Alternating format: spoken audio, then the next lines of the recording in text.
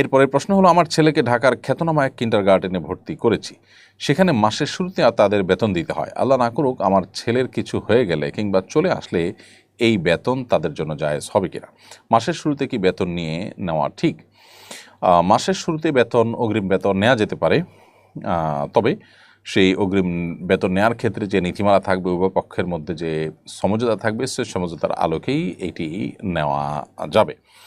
এখন কথা হলো, যদি কেউ সেই মাসে অগ্রিম মাসে বেতন দেওয়া আছে, অনেকে 2-4 মাসেরও অগ্রিম বেতন দেওয়া থাকে, কিন্তু সেই বেতন ভোগ করার সুযোগ তার হয়নি, তার আগে সে মারা গেছে, তাহলে সেক্ষেত্রে সেটাও নীতিমালা লেখা উচিত এবং এটা ফেরত দেওয়া উচিত কর্তৃপক্ষ, অভিভাবককে। কারণ লা ইয়াহিল্লু মাল মুসলিম ইল্লা বিতিবি নাফসি, এবং নবী সাল্লাল্লাহু আলাইহি ওয়াসাল্লাম বলেছেন ফাবিমা ইয়াখুযু মাল আখিক ফাবিমা তাখুযু মাল আখিক, আপনি কারোর টাকা নিতে হলে কিসের বিনিময়ে নিলেন সেটা আপনাকে স্পষ্ট করতে হবে। যেহেতু আপনি সার্ভিস দেননি, তাহলে বিনিময় নিতে পারেন না। অগ্রিম নেওয়ার চুক্তিটা এই জন্য জায়েজ যে অনেক সময় দেখা যায় পরবর্তীতে আদায় করা কঠিন হয়, সেজন্য আগে নিয়ে রাখলেন, যে কোনো কিছুরই অগ্রিম দেওয়া জায়েজ আছে। সেই হিসাবে এই উভয় পক্ষ রাজি থাকলে এটি জায়েজ আছে।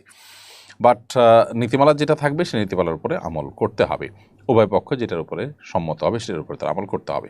আর যদি এমন হয় যে ভর্তি শুরুর পর নীতিমালা ভঙ্গ করে মনচাহিভাবে চলে যায়, তাহলে সেক্ষেত্রে যে মাসে চলে গেছে সে মাসের বেতন 2-4 দিন পড়লেও পুরো মাসের বেতন নেওয়ার অধিকার থাকে, কারণ সেটা আগে থেকে স্পষ্ট থাকে এবং নীতিমালা থাকে। সোজা কথা, উভয় পক্ষের মধ্যে যদি চুক্তি থাকে এবং সেখানে সব নীতিমালা বলা থাকে, সেটা শরিয়া গ্রাহ্য, শরিয়া বিরোধী কোনো কিছু না থাকে, তাহলে সেক্ষেত্রে অগ্রিম বেতন নেওয়াতে কোনো অসুবিধা নেই। এখন অগ্রিম কয়েক মাসের দিয়েছেন, আপনার ছেলে আল্লাহ না করুক মারা গেল, অথবা সে কন্টিনিউ করতে পারলো না, এখানে আপনার কোনো দোষ নাই বা কোনো চুক্তি ভঙ্গ হয়নি, তাহলে সেক্ষেত্রে নিয়মতান্ত্রিকভাবে আপনার বেতন আপনার ফেরত পাওয়ার কথা।